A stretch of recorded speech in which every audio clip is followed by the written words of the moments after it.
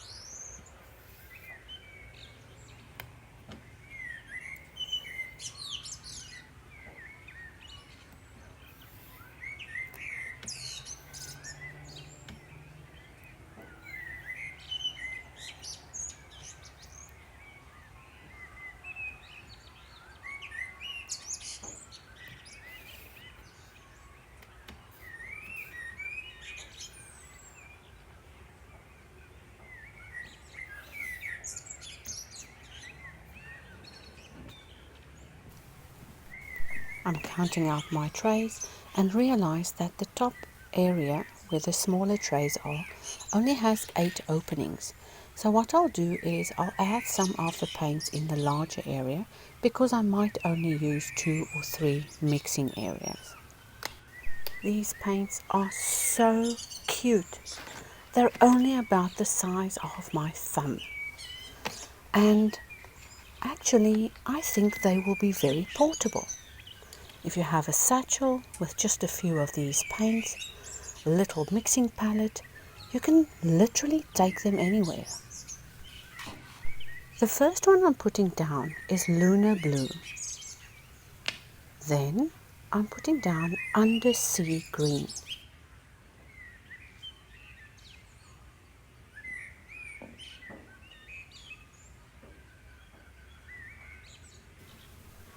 Moonglow is another colour that I'm really interested to see.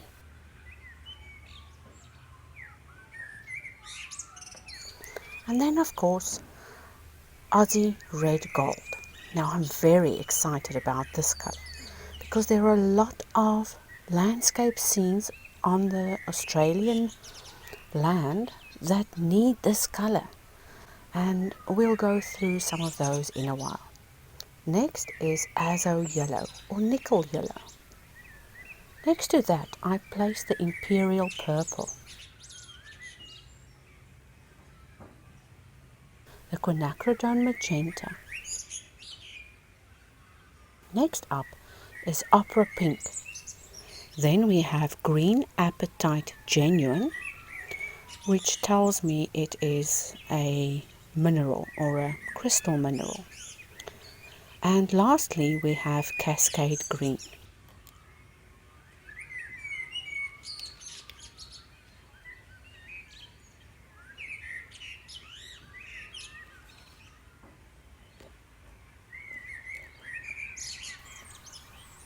So from this side I'll start placing my paints in the tray, and we'll start again with Cascade Green.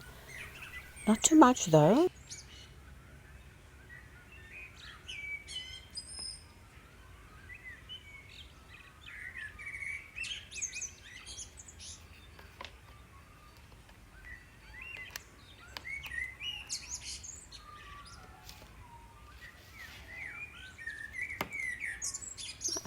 Next up the Apatite, Green Apatite Genuine.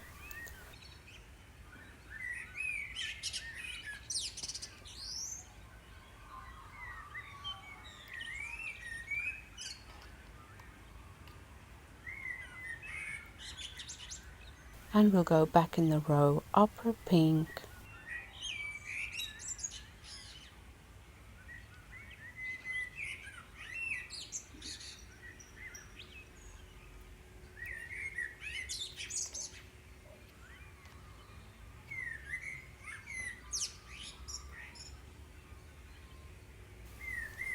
then we'll grab that Quinacridone Magenta,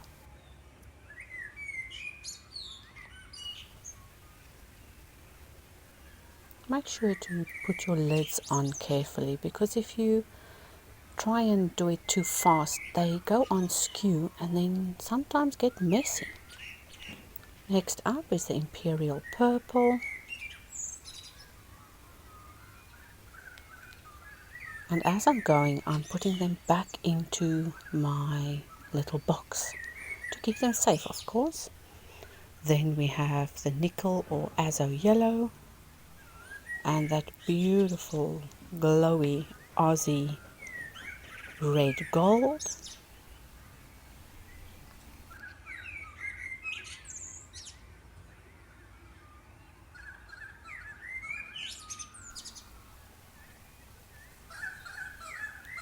I'm not going to put Moonglow in the next area. I'm going to add that Lunar Blue because there's quite a few greens already and I do have a purpley colour, so I think I'll put down the blue first.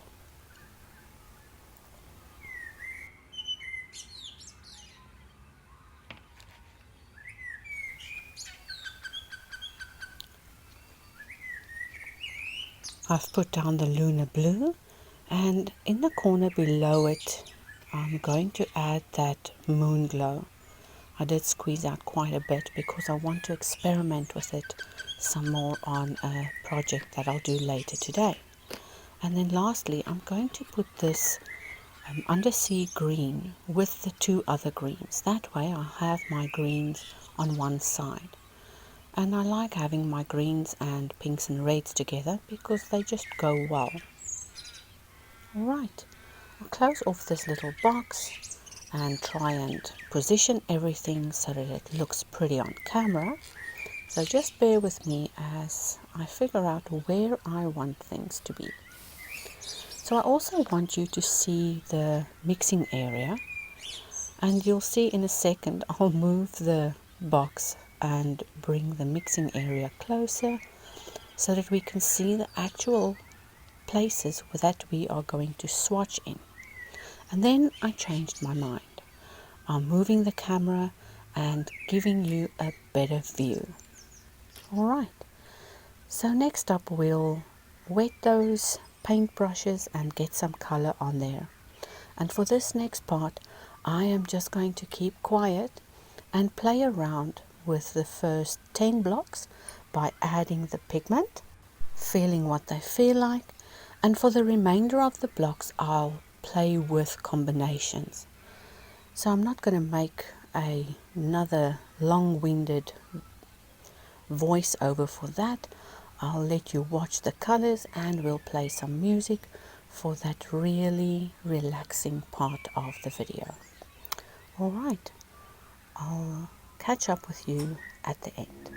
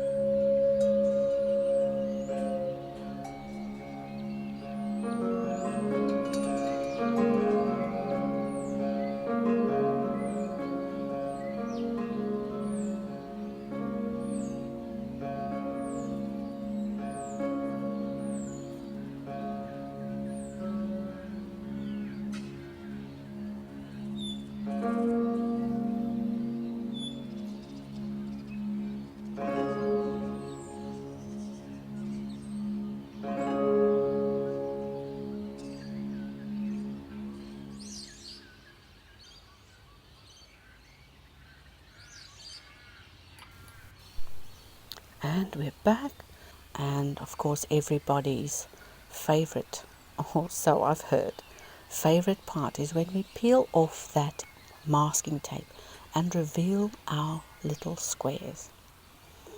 Alright, so I hope you enjoyed today's video and that you'll use your paints to make little color swatch libraries of your own. I'll add this to my little file with my Daniel Smith heading, of course.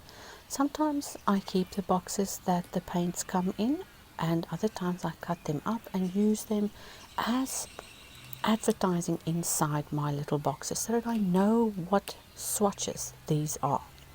You can of course use a fine liner and add their names as well. Okay guys, thank you for joining me today, and the next video I'll show you how I paint a floral piece. It will only be the first few layers, and I'll let you peek over my shoulders. So until next time, see you then.